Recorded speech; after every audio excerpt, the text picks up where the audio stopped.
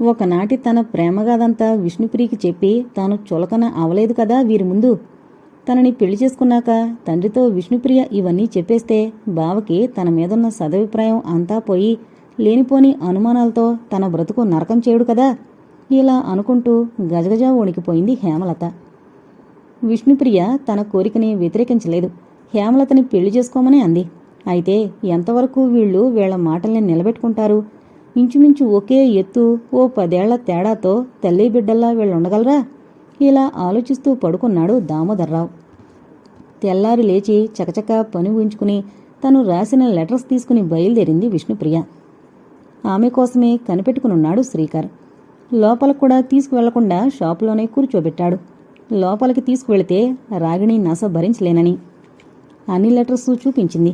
అన్నీ చదివి కింద సంతకాలు చేసి మెనీ థ్యాంక్స్ విష్ణు అన్నాడు. వట్టి థ్యాంక్స్ చెబితే సరిపోతుందా? చిలిపిగా అడిగింది. సరిపోదు, 2 బొగ్గలు ముద్దులాడుతూ చెప్పాలి.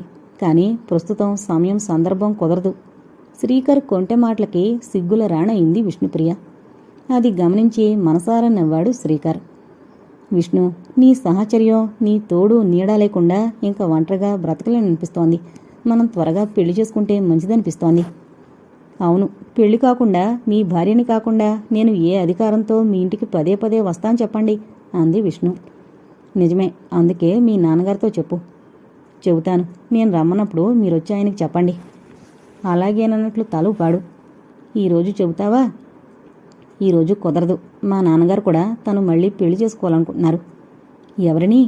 ఆశ్చర్యం అణుచుకుంటూ అడిగాడు. మా చుట్టాలమ్మాయినే. ఈ మాట మీద మీ అభిప్రాయం ఏమిటి? ఎన్నాళ్లు ఊరుకుని ఇప్పుడు పెళ్లి చేసుకుంటాను అండంలో మా నాన్నగారి ఉద్దేశం ఏమై ఉంటుంది? అభిప్రాయం అంటూ వేరే ఏముంటుంది విష్ణు? మీరిద్దరూ ఆడపిల్లలు. పెళ్లిళ్ళైతే వెళ్ళిపోతే వృద్ధాప్యంలో ఆయన్నెవరు చూస్తారు? ఎవరి సంసారాలు వదిలి మీరు మీ నాన్న దగ్గరుంటారు. అందుకే ఆయనకి పెళ్లి మీద మనసుపోయి ఉంటుంది. ఇన్నాళ్ళు సరైన అమ్మాయి ఆయనకి కుదురుండకపోవచ్చు. ఇప్పుడు చుట్టాలమ్మాయి కనుక సాహసించుండొచ్చు. ఏది ఏమైనా ఆ కుటుంబానికి ఆడదక్షత అవసరం. మనం పెళ్లి చేసుకుని నువ్వు కాపురానికొచ్చాక ఆయనకింట్లో కాస్త వండి పెడుతూ కనిపెట్టుకుని ఉండడానికి భార్య ఉండడం చాలా అవసరం. శ్రీకర్ సమర్థించాక అంతవరకు వేధిస్తున్న 1-2 అనుమానాలు దూదిపింజల్లా ఎగిరిపోగా తేలికపడిన మనసుతో ఇంటికొచ్చింది విష్ణుప్రియ. ఆ రోజు వరలక్ష్మికి మళ్లీ సుస్థి తిరగబెట్టింది. ఆదరాబాదరా పరిగెత్తి దామోదర్రావే డాక్టర్ని పీల్చుకుని వచ్చాడు. ఏది ఏమైనా ఇంకా ఈసారి కోలుకోవడం చాలా కష్టమని డాక్టర్కే కాదు దామోదర్రావుకి తట్టింది. వరలక్ష్మికి అసలు ముందే అనుమానం తానింక బ్రతికేది లేదని. డాక్టరు ఇంజెక్షన్ ఇచ్చి మందులు రాసిచ్చి అవి ఎలా వాడాలో చెప్పి వెళ్ళిపోయాడు. ఆ సాయంత్రం కాస్త తెరిపిచ్చినట్లు కనిపించగానే ఆవిడ దామోదర్రావును దగ్గరకు పిలిచి, నువ్వు నిజంగా హేమలతని పెళ్లి చేసుకోవాలనుకుంటే నేను బ్రతికొండగానే కానీ బాబు చూసిపోతాను అంది క్షీణస్వరంతో హేమలత లేకుండా చూసి. అలాగే అన్నట్లు తల ఊపాడు దామోదర్రావు. హేమలతని పక్కకు పిలిచి, ఏం హేమ, అమ్మ పరిస్థితి చూసావు కదా అన్నాడు ఉపోద్ఘాతంగా. అవును బావా, ఈసారి ఆమెను చూస్తుంటే నాకు బొత్తిగా ధైర్యం చాలడం లేదు అంది కళ్ళొత్తుకుంటూ. అందుకే ఆవిడ తెలివిగా ఉన్నప్పుడే మనం పెళ్లి చేసుకుంటే సరిపోతుంది. అదే మంచిదిలా అనిపిస్తోంది. తగిన ఏర్పాట్లన్నీ చేయించు అంది మెల్లగా. ఏదో ప్రళయం రాక తప్పదని గ్రహించినప్పుడు కాస్త ధైర్యం తెచ్చుకుని ఎదుర్కోవడానికి సిద్ధపడ్డమే చాలా మంచిది. అమ్మాయి విష్ణు, ఈ ఊళ్ళో మా వివాహం జరగడం నాకిష్టం లేదు. తిరుపతిలో చేసుకుని వస్తాం అని చెప్పాడు కూతురుతో. విష్ణుప్రియకి అదే మంచిదని తోచి, అదే బాగుందిలే నాన్న అంటూ అంగీకారం తెలిపింది. వెంటనే బ్యాంకు నుంచి డబ్బు డ్రా చేసి తెచ్చి హేమలతకి చీరలు, ఓ గొలుసు, మంగళసూత్రాలు, ఉంగరం అన్నీ ఆమెని వెంటబెట్టుకుని వెళ్లి తెచ్చాడు దామోదర్రావు. ఏ వయసు వారికైనా పెళ్లంటే ఉత్సాహమే మరి. అందులో దామోదర్రావుకి బాగా నచ్చింది హేమలత. కూతురి పెళ్లి ఏర్పాట్లు చూసేసరికి వరలక్ష్మికి కూడా కాస్త ఓపికొచ్చినట్లుంది. లేచి కూర్చుని అవివి సలహాలిస్తూ ఓ కంట కనిపెట్టి ఉండసాగింది. పెళ్లి రేపనగా టాక్సీ మాట్లాడి తిరుపతి బయలుదేరారు. 1000 జాగ్రత్తలు చెప్పి వెళ్లిపోయారు. కొట్లో కూర్చుంది విష్ణుప్రియ. ఇవాళైనా శ్రీకరొస్తే బాగుండు అనుకుంటూ. ఆమె కోరిక మన్నించినట్లు ప్రత్యక్షం అయ్యాడు శ్రీకర్. రండి, మీకోసం 1000 కళతో ఎదురుచూస్తున్నాను అంటూ ఉత్సాహానందాలు ఎగసిపడుతుండగా ఆహ్వానించింది విష్ణు. శ్రీకర్ నవ్వినా అందులో జీవం లేదు. ఏరి మీ వాళ్లంతా అని అడిగాడు. లేరు, ఉదయమే టాక్సీలో పెళ్లికి వెళ్లారు తిరుపతి. శుభం అంటూ నవ్వి జేబులోంచి కొన్ని ఉత్తరాలు తీసి, నువ్వు పోస్టు చేసిన ఉత్తరాలకు జవాబులు ఇవన్నీ చదువు అన్నాడు కుర్చీలో కూర్చుంటూ. అన్నీ చదివి తెల్లముఖం వేసింది విష్ణుప్రియ. అయితే అవన్నీ మీ అన్నయ్య గారి జేబులోకి వెళ్ళిపోయి ఉంటాయంటారా అని అడిగింది బాధగా. అవును, నేను బ్యాంకులో కూడా ఎంక్వైరీ చేసి వచ్చాను. అన్నయ్యే తీసుకున్నాడు. జుట్టు పైకి నెట్టుకుంటూ జవాబిచ్చాడు శ్రీకర్. అసలు అతనికేం అధికారం మీ డబ్బు వాడుకోవడానికి? ఆవేశంగా అడిగింది విష్ణు. ఎక్కువ భాగం నాకు డబ్బు పెట్టుబడి పెట్టింది తనే.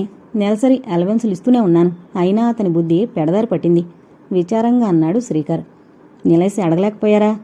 అడిగితే వాడుకున్నాను, ఏం చేసుకుంటావో చేసుకో అంటూ మొండిగా జవాబు ఇవ్వగలడు వాడు. అప్పుడైనా చేసేదేం లేదుగా. అలాని వదిలేస్తే మీకు తెలీదు కదా అని ఇంకా ఇంకా లాగేస్తాడు. శ్రీకర్ ఏమీ మాట్లాడలేదు. ఆలోచిస్తూనే వెళ్ళిపోయాడు ఇంటికి. అతను వెళ్లిన గంటకి రిక్షా దిగొచ్చిన ఆమెను చూసి తెల్లబోయింది విష్ణు. రాగిణి లోపలికొస్తూనే, ఓహో నీ ఇల్లు ఇదన్నమాట. ఏదో ఆ పేపరు ఈ పేపరు అరువిచ్చి మా మరిదిని వల్ల వేసుకోవడానికి సిగ్గులేదు. అతని డబ్బు అతని పబ్లికేషన్లు చూసేసరికి నీకు మతి పోయినట్లుంది. అందుకే అతని వెనకపడ్డావు. మా మాటంటే లెక్క లేకుండా చేశావు.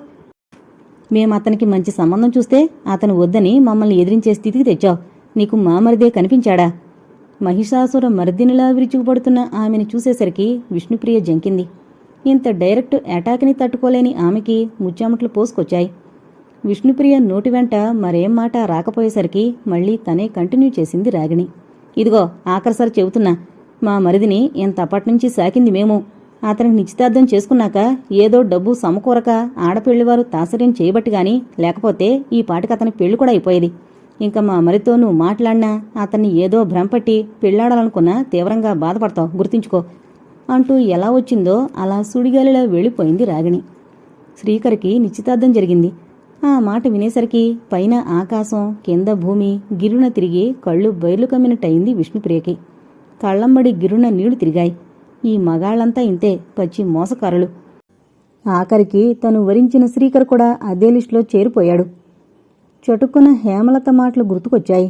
ఆ గణేష్ గాడి తమ్ముడేగా ఈయన కూడా. మోసం చేయడంలో ఎవరికెవరూ తీసిపోరు. వాళ్లల్లో వాళ్లే మోసగించుకుంటారు. ఇద్దరూ కలిసి ఆడపిల్లల్ని మోసం చేస్తారు. ఛీ, పైగా పెళ్లి చేసుకుందామంటూ తీయగా కబుర్లు చెప్పాడు.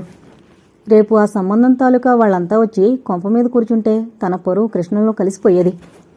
తను ప్రేమించిన వ్యక్తి కూడా మోసగాడయ్యాడే అన్న ఉక్రోషం, అంతిదిగా మనసు పాడు చేసుకున్నందుకు తన పైన తనకే కోపం, ఏం చేయలేకపోతున్నాను అన్న కసి అన్నీ కలగలిసిపోయి చివరికి కన్నీళ్ల రూపంలో చెంపల మీదుగా కారసాగాయి. ఆ రోజంతా ఆమెకు దుఃఖమే ఆహారమైంది. ఇందులో ఎంత నిజముందో ఎంత అబద్ధం ఉందో స్వయంగా చూడాలి అన్న పట్టుదల కూడా వచ్చి ఒకసారి శ్రీకర్ ఇంటికి వెళ్ళి రావాలి, మళ్లీ పెళ్లికెళ్లిన తన వాళ్లంతా రాకుండానే అనుకుంటూ సాదా వైల్ చైర్లో సింపుల్గా ముస్తాబాయి బయలుదేరింది. ఆమె వచ్చేసరికి దురదృష్టవశాత్తు శ్రీకర్ లేడు, గణేష్ ఉన్నాడు. విష్ణుప్రియని చూస్తూనే గుర్తుపట్టి మహా ఆప్యాయంగా ఆహ్వానించాడు. మా తమ్ముడు కోసం వచ్చావా అని అడిగాడు. అవునన్నట్లు తలూపింది విష్ణు. వాణ్ణి నువ్వు ప్రేమించావా? అవును నిర్భయంగా జవాబిచ్చింది. వాడు నిన్ను పెళ్లి చేసుకుంటానన్నాడా? అవును. ఓ పక్క ఒళ్ళు మణుతున్నా ఓపిగ్గా జవాబిచ్చింది. వాడు రాను దౌర్భాగ్యుడైపోతున్నాడు. ఆడపిల్ల కనిపిస్తే చాలు ఐసైపోతాడు. ఇంతకు ముందో పిల్లను పెళ్లి చేసుకున్నాడు, ఓ పిల్లానికి అన్నాడు. ఇప్పుడు మళ్ళా నిన్ను పెళ్ళి అంటున్నాడు. మళ్ళీ నీకో పిల్లానికి అంటాడు. ఇలా పెళ్లిళ్ళు చేసుకుంటూ పిల్లల్ని కంటూ ఇండియా జనాభా పెంచుతూ ఉంటాడు. ఆడపిల్లల్ని ఏడిపించుకు తింటూ ఉంటాడు. విసుగ్గా ముఖం పెట్టి అన్నాడు గణేష్. ఈ మాటలు వినేసరికి నెత్తిన పిడుగుపడ్డట్లయింది విష్ణుకి. ఇదేంటి ఇతనెలా చెబుతున్నాడు? ఆవిడేమో పెళ్లి నిశ్చయమైంది అంది. ఈయన గారేమో ఏకంగా పిల్లాడు కూడా పుట్టాడని చెబుతున్నాడు. ఇందులో ఏది నిజమో ఏది అబద్ధమో అంతా అగమ్య గోచరమే అయినా ఊరుకోదలచలేదు విష్ణుప్రియ. మీ ఆవిడగారు పెళ్లి నిశ్చయమైందని అన్నారు. మీరు పిల్లల దాకా పోయారు. ఎందుకు ఆయన మీద అలా అభాండాలేస్తారు? తీవ్రంగా అడిగింది. ఆ మాటకి టపీమని లేచి కూర్చున్నాడు గణేష్. అభాండాలా? వాడి మీద అభాండాలు వేయడానికి నాకేం అవసరం? వాడు నాకేం పరాయవాడు కాదే. అవాకులు చెవాకులు పేలడానికి వాడు నా తమ్ముడు అని ఆగి, నా తమ్ముడు కనుకే వాడి వలలోనూ పడి గిలగల్లాడకూడదన్న ఉద్దేశంతో చెప్పింది. ఆమె ముఖంలోకి చూస్తూ ముగించాడు. ఏమో, నాకాయన పెళ్లి కాలేదని చెప్పారు. అందుకే పెళ్లి ఒప్పుకున్నాను. అలాగా? పెళ్లి కాలేదని కాక అయిందని చెప్తే నువ్వు ఒప్పుకోవుగా? ఏమో, ఆయనంత అబద్ధాల కోరిలా కనిపించలేదు. ఆ మాటకి కోపం వచ్చింది గణేష్కి. అయితే నేను అబద్ధాలు కోరినంటావా? అవును, నిర్భయంగా జవాబిచ్చింది. రా, కావాలంటే నేనే వాడి పెళ్ళాన్ని కొడుకును కూడా చూపిస్తాను. ఆ మాటతో పట్టుదల పెరిగి విష్ణుప్రియ పదండి అంది. రా అంటూ ఆటోరిక్షా మాట్లాడి తీసుకొచ్చాడు క్షణంలో. ఇద్దర్నీ ఎక్కించుకుని ఆటోరిక్షా బయలుదేరింది. గణేష్ అంత త్వరగా చూపించడానికి అంగీకరించగలడని అనుకోని విష్ణుప్రియ ఏది సత్యమో ఏది అసత్యమో అర్థం కాక ఎవరినెలా అర్థం చేసుకోవాలో అంతకన్నా తెలియక సతమతమవుతోంది ఆటోలో. ఆటోరిక్షా తిన్నగా సుశీల ఇంటి ముందాగింది.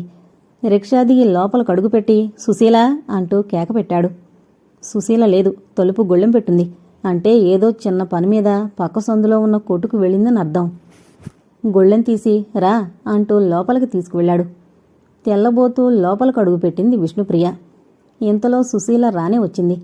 వచ్చావా అంటూ సుశీలని చూపిస్తూ ఈ అమ్మాయే శ్రీకర్ భార్య, ఆ పిల్లాడే వాడి కొడుకు అంటుంటే అటు విష్ణుప్రియ ఇటు సుశీల ఇద్దరూ అవ్వక్కయ్యారు. బాబు నాన్న నాన్న అంటూ పిలవడం స్పష్టంగా గ్రహించిన విష్ణుప్రియ ఇందులో ఏదో ఉందనే అనిపించి సుశీలకేసి చూసింది. సుశీలకేమీ అర్థం కాకపోయినా ఇతను ఆ పిల్లనేదో మభ్యపెడుతున్నాడని, అందుకే సాధనంగా తనని ఉపయోగిస్తున్నాడని త్రుటిలో గ్రహించింది. నిజంగా మీరు శ్రీకర్ భార్య? వాయువేగ మనోవేగాలతో వచ్చిన విష్ణుప్రియ మాటకి నిశ్చలంగా చూసింది సుశీల. శ్రీకర్ అంటే అంది ఆమె కేసి చూస్తూ. ఈయన తమ్ముడు అంది ఆందోళనగా. ఆయనేం చేస్తారు? మళ్ళీ అడిగింది సుశీల. శ్రీ పబ్లికేషన్స్ పేరుతో పుస్తకాలు అచ్చు వేస్తారు. అయితే పబ్లిషర్ అన్నమాట. అవును. ఇలా లాయర్లా సుశీల ఏదో ఎగ్జామిన్ ప్రారంభిస్తే కొంప అంటుకుంటుందని తేలిగ్గా గ్రహించిన గణేష్, సుశీల అక్కడ హోటల్లో కాఫీ టిఫిను పట్రా అంటూ 2 రూపాయల నోటు తీసి అందించాడు. ఆ మాటలకింకా అప్పీలు లేదు కనుక ఫ్లాస్కు తీసుకుని బయటకు నడిచింది సుశీల. ఆమె అటు వెళ్లగానే కర్కశంగా నవ్వుతూ తలుపు గడియ వేశాడు గణేష్. అది చూసి హడలిపోయింది విష్ణుప్రియ. గబాలన తలుపు తెరచుకుని బయటకు పోబోయింది. ఇటువంటి పెంకిగట్టాలనెలా లొంగదీసుకోవాలో నాకు తెలుసు అన్నట్టు చటుక్కున 2 చేతులు ఆమె మీద వేశాడు గణేష్. ఛీ, సిగ్గులేదు, తీచేయ్ అంది విదిలించుకుంటూ. బొమ్మలాంటి ఆడపిల్లని పక్కన పెట్టుకుని సిగ్గుపడే మగవాడెవడో ఉండడు, అలా ఉండేవాడు చేతకాని చెమటకిందే లెక్క అంటూ ఆమెని కౌగిల్లోకి తీసుకోబోయాడు. సన్నగా ఉన్న విష్ణుప్రియది బలమైన దేహమే ఒడుపుగా తప్పుకొని ఈడిచి చెంప మీద బలంగా కొట్టింది. ఇంతవరకు కన్నెపిల్ల కౌగిలేగాని కరుకు దెబ్బలు రుచి చూసుండని గణేష్ బుర్ర గిర్రున తిరిగింది. బుర్రతో పాటు అహం కూడా గిర్రున తిరిగింది. తనలాంటి రసికుణ్ణి మగాణ్ణి ఆఫ్టరాల్ ఓ ఆడపిల్ల, అది 20-21 కంటే ఎక్కువ లేని పిల్ల చెంపదెబ్బ కొడుతుందా అన్న ఆవేశం కక్ష పెరిగిపోగా, ఎంత పొగరే నీకు, వేలు లేవు అంటూ పమిట కొంగు చేతిలోకి తీసుకుని గట్టిగా లాగబోయాడు. ఇంతలో వీధి తలుపు దబదబా బాదిన శబ్దమైంది. అప్పుడే చచ్చిందే ఇది అనుకుంటూ విసురుగా తలుపు తీసిన గణేష్ తీక్షణంగా నిలబడిన సుశీల ఆమె వెనక కానిస్టేబుల్ని చూసి కొయ్యబారిపోయాడు. ఇంతలో ఆటోరిక్షా ఆగడం, అందులోంచి శ్రీకర్ దిగి రోషావేశాలతో ఒకే ఒక్క అంగలో లోపలికి రావడం చూసి మరింత బికచచ్చిపోయాడు. అతన్ని చూడగానే ప్రాణం లేచొచ్చిన విష్ణు చీరకొంగు సరిచేసుకుని ఒక్క అంగలో శ్రీకర్ని చుట్టుకుపోయి, చూడండి మీ అన్నయ్య ఇక్కడికి తీసుకొచ్చి నన్ను అంటూ ఒక్కసారే ఏడ్చింది. ఆ మాట వింటూనే ప్రళయకాల రుద్రుళ్లా మండిపోతూ ఈడ్చి ఆ దవడా ఈ దవడా వాయించాడు శ్రీకర్, అన్నగారిని కూడా లెక్కించక. ఇంతలో కాస్త దూరంగా నిలబడి ముందు కానిస్టేబుల్ని పంపిన ఎస్ఐ బాణంలా దూసుకొచ్చి, ఆగండి మిస్టర్, మేమున్నదెందుకు, గవర్నమెంట్ వారి నుంచి జీతాలు పుచ్చుకుంటుందెందుకు అంటూ ఏహ్యంగా గణేష్ని చూసి, అమ్మాయి ఇతను నిన్ను బలవంతం చేయబోయాడు కదూ అని అడిగాడు. అవును, నిర్భయంగా జవాబిచ్చింది విష్ణుప్రియ. వెంకట్ తగిలించు అంటూ ముందుకు నడిచాడు. వెంకట్రావు అరదండాలు తగిలించి గణేష్ని బయటకు తీసుకొచ్చాడు. అంతవరకు విచ్చలవిడిగా ఇష్టం వచ్చినట్లు ఆడదాని జీవితంతో ఆడుకుంటూ ఆవలల కన్నీటితో జలకాలాడుతూ పేట్రేగిపోతున్న గణేష్ పాపం ఆనాటితో బద్దలైంది. ఒక పాంచాల్ని అవమానించిన దుర్యోధనుడు, ఒక సైరేంద్రుని కామించిన కీచకుడు, ఓ సీతని అపహరించిన రావణుడు, చివరకెవరూ బతికి బట్టకట్టినట్లే పువ్వులాంటి సుశీల జీవితాన్ని బంతిలా ఎగరేసిన గణేష్కి బంతి ఎంత విసురుగా పైకి ఎగరేస్తే అంత విసురుగా వచ్చి మీద పడుతుందన్న సత్యాన్ని విస్మరించి గేమ్ ఆడబోయి చివరకు చిత్తుగా ఓడిపోయాడు. రాక్షసి, నా ఉప్పు తింటూ నాతో సంసారం చేస్తూ చివరికి నాకే ద్రోహం తలపెడతావంటే నీ రక్తం కళ్ళజూస్తాను అంటూ పళ్ళు పటపట్లాడిస్తూ వెళ్ళిపోతున్న అతన్ని నిశ్చలంగా చూసింది సుశీల. అక్క, నువ్వెవరో గాని నా జీవితాన్ని దేవతలా కాపాడావు అంది విష్ణుప్రియ ఆమె దగ్గరగా వచ్చి. నేనా అంటూ విషాదంగా నవ్వి, అక్క అని నువ్వే పిలిచావుగా అమ్మా. నేను ఓ ఆడదాన్నే, విధివంచితమై బానిస బ్రతుకు బ్రతికే నీలాంటి ఆడపిల్లను, ఓ దుర్మదాంధుడి కండకావరానికి శలభంలా మాడిపోయిన అబలను అంటూ 2 చేతులతో మొహం కప్పుకుని ఏడుస్తూ లోపలికి వెళ్ళిపోయి తలుపు వేసుకుంది సుశీల. ఆ తలుపు వంకే విషాదంగా చూస్తుండిపోయారు శ్రీకర్, విష్ణుప్రియలు.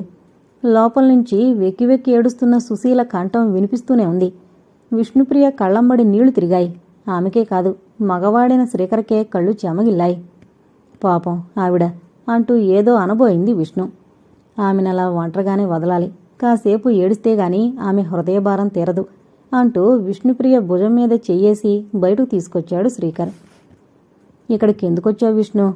శ్రీకర్ విష్ణుప్రియని చూసి మందలింపుగా. మీరామెని పెళ్లి చేసుకున్నారని, నాతో పెళ్లి జరగదు అంటే ముందు నేను నమ్మలేదు. చూపిస్తా రమ్మని తీసుకొచ్చి ఈ విధంగా అంటూ మళ్లీ కళ్లంబడ నీళ్లు పెట్టుకుంది విష్ణుప్రియ. శ్రీకర్ ఒళ్ళు కొతకొత ఉడికిపోయింది. ఛీ, ఇలాంటివాడు తన అన్నాని చెప్పుకోవడానికి తనకే అవమానంగా ఉంది. తమ్ముడు ప్రేమించి పెళ్లాడబోతున్న అమ్మాయి అని తెలిసే అత్యాచారం చేయబోవడం, ఛీ, అతనికే చెల్లింది. అక్కడ పబ్లికేషన్స్లో ధనలక్ష్మిని అపహరిస్తున్నాడు. ఇప్పుడు తన కాబోయే గృహలక్ష్మిని కూడా కొల్లగొట్టాలని చూస్తున్నాడంటే అంతకంటే నీచుడు అతనే గాని మరొకడుండడు. విష్ణు, నాకు ఆమెకి ఏమీ సంబంధం లేదు. నేను బయట పనులు చూసుకుని అప్పుడే వచ్చాను. ఫోన్ మోగింది. నిన్నిక్కడ అన్నయ్య నిర్బంధిస్తున్నట్టు.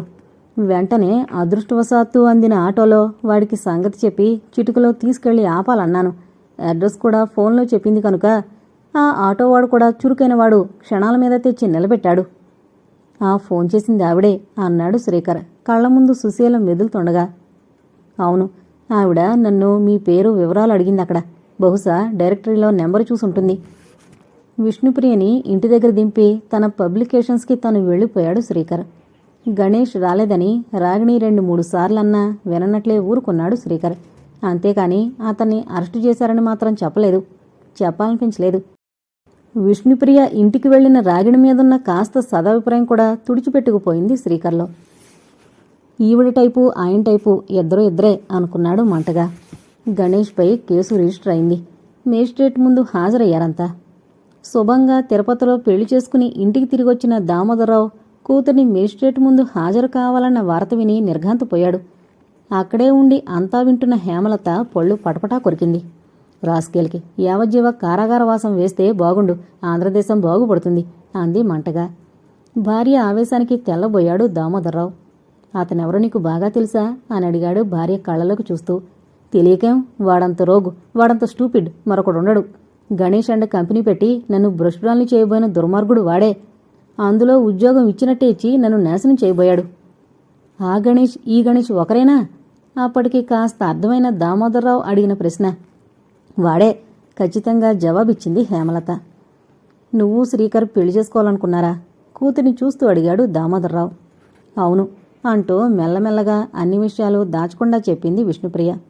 అంతా విన్న దామోదరరావు, ఏమంటావు హేమ అడిగాడు భార్యని. ఏముంది, ఈ కేసు గోల తేలిపోతే ఆ 3 ముళ్ళు వేయించేద్దాం. వాళ్ళిద్దరూ మనసిచ్చి పుచ్చుకున్నప్పుడు కాదనడానికి మనమెవరం అంది చిటికలో తేల్చేస్తూ. వరలక్ష్మి కూడా ఆ మాట అన్నాక ఇంకా ఏ పట్టింపులు పెట్టుకోకూడదని జాతకాలు సింగినాదం అంటూ కూర్చోవడం తెలివి తక్కువేనని గ్రహించిన దామోదరరావు శాఖాభేదమైనప్పటికీ కాళ్ళు కడిగి కన్యాదానం చేయడానికే నిశ్చయించాడు. అంత పూజ దురంధరుడు, అంత సనాతన పరాయణుడు తను వర్ణాంతర వివాహం చేసుకున్న మేనత్త కూతుర్ని చేపట్టి కూతుర్ని ప్రేమ వివాహానికి హృదయపూర్వకంగా హర్షించి శాఖలు వేరే అయినా నిండు మనసుతో కన్యాదానం చేయడానికి అంగీకరించిన తండ్రి సంస్కారాన్ని మనసులోనే అభినందించింది విష్ణుప్రియ. తన తండ్రి అటు సనాతన ఆచారాలకి, ఈనాటి ఉరకలు వేసే యువతరానికి వారధి వంటివాడు.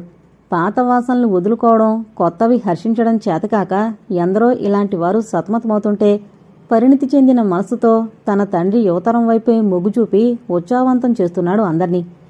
ఇటువంటి తండ్రి కడుపున పుట్టిన తను నిజంగా ధన్యురాలు అనుకుంది మనసులో. ఆ రోజే కోర్టులో విచారణ. ముందు విష్ణుప్రియే బోన్లో నిలబడింది.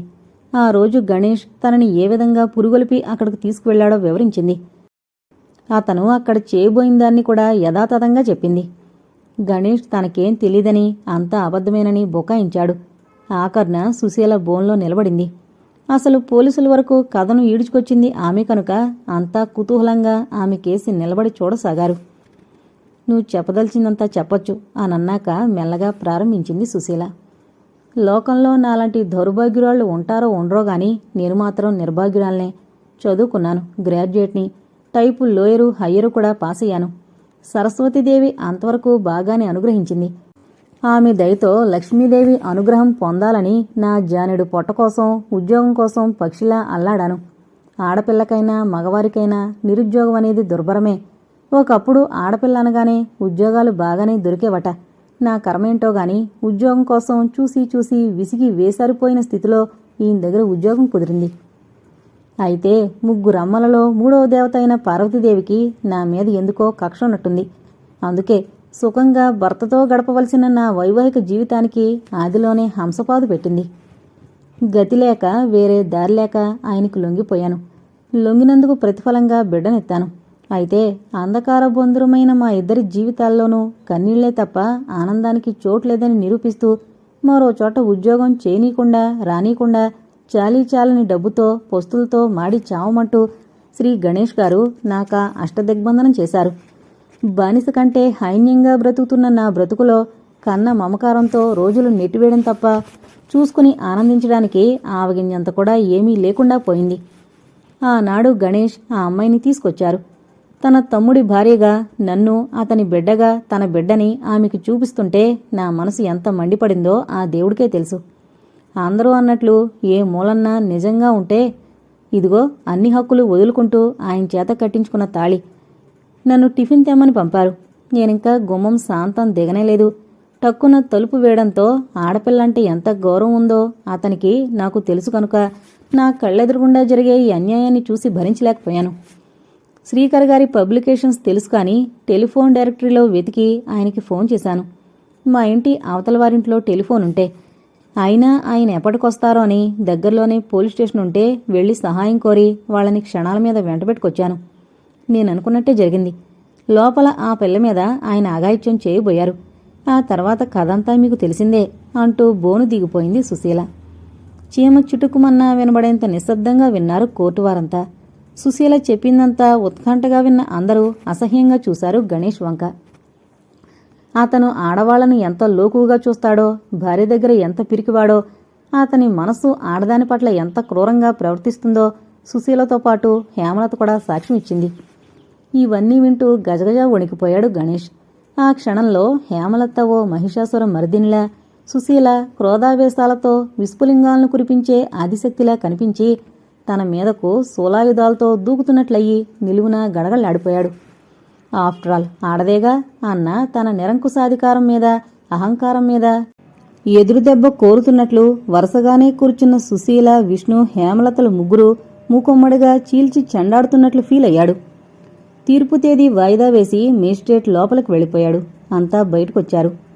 విష్ణు, అన్నయ్య పెట్టుబడి అన్నయ్యకి అప్పు తెచ్చైనా ముఖాన కొడితే మనం ఏ పేచీ లేకుండా బతకచ్చు అన్నాడు సాలోచనగా. మీ అన్నయ్య షేరు ఎంతేమిటి? 15,000. 15,000 ఎవరన్నా అప్పిస్తే బాగుండు వడ్డీ మీద. విష్ణుప్రియ మాట్లాడలేదు.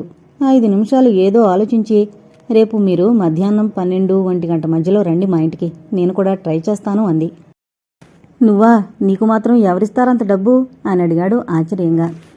అది ఆలోచిద్దాం అంది చిరునవ్వు నవ్వుతూ. తన తండ్రి దగ్గర అంత డబ్బు లేదు, అది తనకు తెలుసు. డబ్బంతా పెట్టి ఇల్లు కట్టడానికే పోను కాస్తా కోస్తా మిగిలింది మొన్న తన తండ్రి పెళ్లికే సరిపోయి ఉంటుంది. అంత డబ్బు ఎక్కడి నుండి వస్తుంది? చటుక్కున ఆమె కళ్ల ముందు ఓ మెరుపు మెరిసింది. ఆ సాయంత్రం తిన్నగా రిక్షాలో రాంబాబు ఇంటికి వెళ్ళింది విష్ణు. ఆయన సోఫాలో కూర్చుని ఏదో నవల చదువుతున్నాడు దీక్షగా. నమస్కారమండి. చేతులు జోడించి చిరునవ్వు ముఖంతో నిలబడిన విష్ణుప్రియని తేలిగ్గానే గుర్తుపట్టాడు. నువ్వు అనసూయ మరిది కూతురు కదూ అని అడిగాడు సోఫా చూపిస్తూ. అవును, అనసూయ గారే నన్ను ఇప్పుడు ఇక్కడికి పంపారు. అయితే రాయబారిగా వచ్చావా అని అడిగాడు. బెల్లొక్కి నౌకర్ని కాఫీ తెమ్మని పురమాయించాడు. లేదు, కార్యార్థినే వచ్చాను.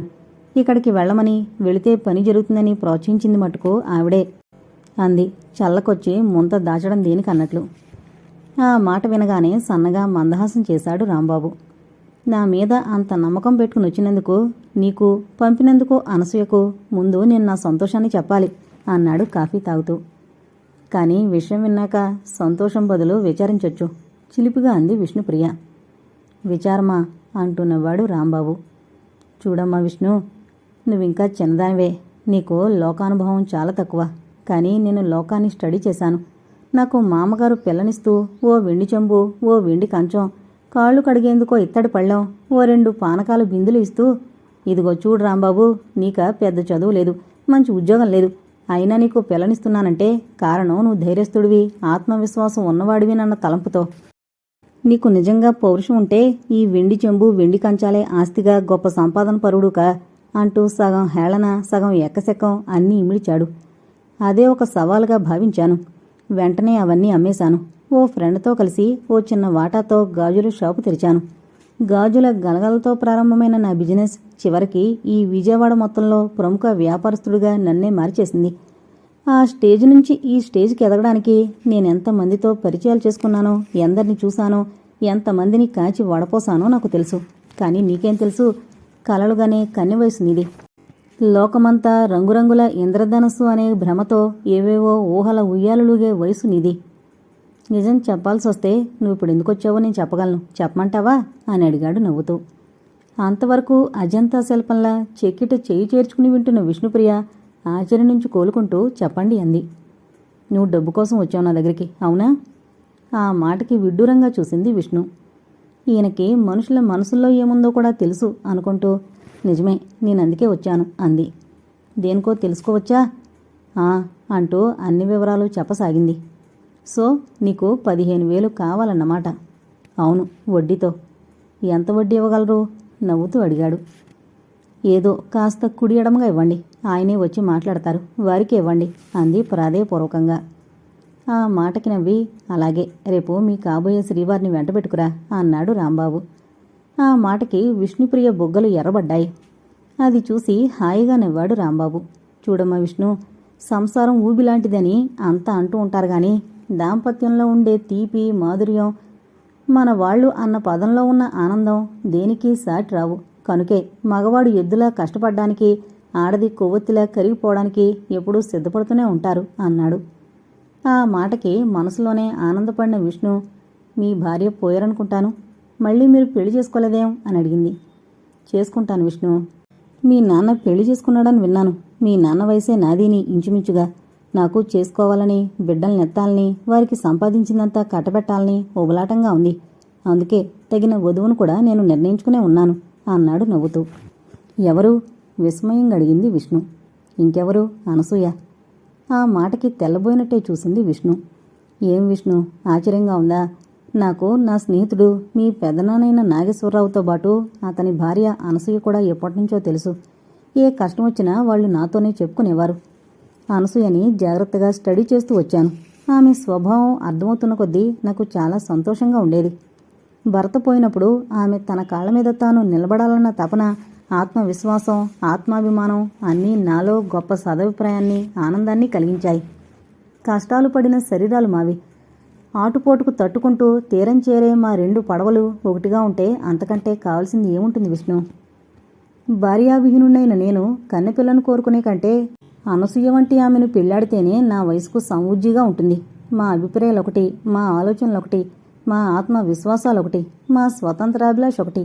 ఇన్ని కలిసిన మా మనసులు కూడా కలిశాయని నిర్భయంగా చెబుతాను. అయితే ఈ 40 ఏళ్ల వయసులో నాకు పెళ్ళేమిటి అన్న మీ పెద్దమ్మ నిర్లిప్త ధోరణి వల్ల అది కాస్త పోస్ట్పోన్ అయిపోయింది.